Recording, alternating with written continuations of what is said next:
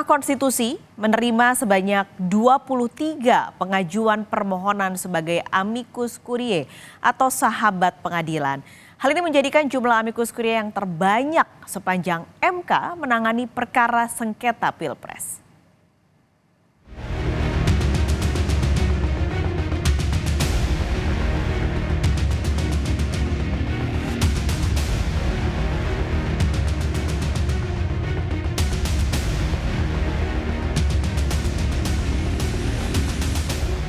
Amicus curiae atau sahabat pengadilan terbanyak sepanjang sejarah Mahkamah Konstitusi menangani perkara PHPU Pilpres. Setidaknya, MK menerima 23 pengajuan permohonan sebagai sahabat pengadilan atas perkara perselisihan hasil pemilihan umum. 23 sahabat pengadilan yang diajukan ke MK termasuk pribadi seperti Megawati Soekarno Putri, Rizik Syihab, Ferry Amsari, Reza Indragiri, serta aliansi dan yayasan seperti Aliansi Akademisi dan Masyarakat Sipil Indonesia dan American Lawyers Association. Bukan hanya itu, Senat Mahasiswa Sekolah Tinggi Filsafat Driyar Kara turut mengajukan diri sebagai amicus curiae ke Mahkamah Konstitusi. Dalam surat amicus curiae, Senat Mahasiswa STF memohon Majelis Hakim MK mengabulkan seluruh permohonan kubu Anies Muhaimin dan Ganjar Mahfud. Menurut mereka, proses Pilpres 2024 telah memunculkan wajah penyalahgunaan kekuasaan.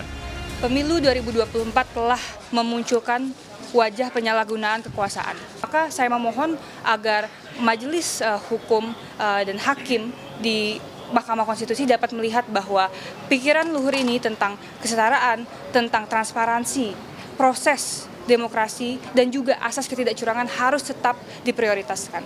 Dan yang ketiga, kami memohon kepada hakim-hakim Mahkamah Konstitusi Republik Indonesia untuk mencegah dan memberhentikan praktik-praktik pemusatan kekuasaan di eksekutif. Pengajuan diri sebagai sahabat pengadilan atau amicus curiae juga dilakukan Koalisi Masyarakat Sipil dan Rohaniawan. Dalam suratnya, koalisi memohon Hakim Konstitusi menjatuhkan putusan berdasarkan etika sekaligus mengadili untuk memperbaiki nilai-nilai kebangsaan.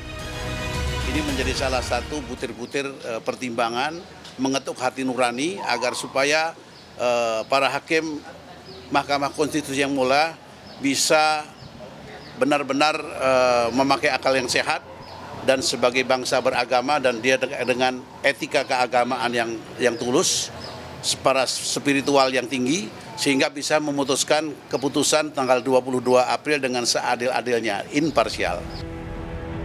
Selain nama-nama di atas, ada juga Ketua Umum Federasi Serikat Pekerja BUMN Bersatu, Arief Puyono, yang mengajukan surat amicus curiae atau sahabat pengadilan ke Mahkamah Konstitusi terkait sengketa Pilpres 2024. Namun, berbeda dengan pengajuan amicus curiae dari pihak lain, Arief justru meminta Hakim MK menolak permohonan sengketa Pilpres yang diajukan Anies Muhaimin dan Ganjar Mahfud. Arief menilai kemenangan Prabowo Gibran sudah sah tanpa unsur kecurangan. Ia juga menambahkan proses pemilihan presiden berjalan lancar tanpa protes dari masyarakat.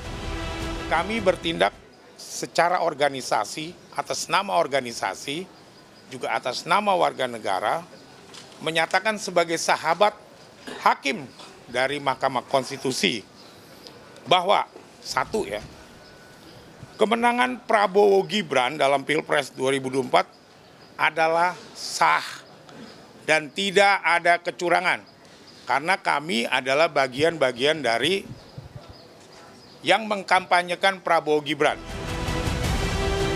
Batas akhir pengajuan amicus curiae ke Mahkamah Konstitusi dalam perkara perselisihan hasil pemilihan umum presiden dan wakil presiden tahun 2024 telah berakhir pada 16 April lalu. Meskipun sudah melewati batas waktu, masih saja ada yang mengajukan amicus curiae. Hingga Kamis petang, ada 10 permohonan tambahan sehingga total ada 33 pengajuan amicus curiae. Tim Liputan, Kompas TV.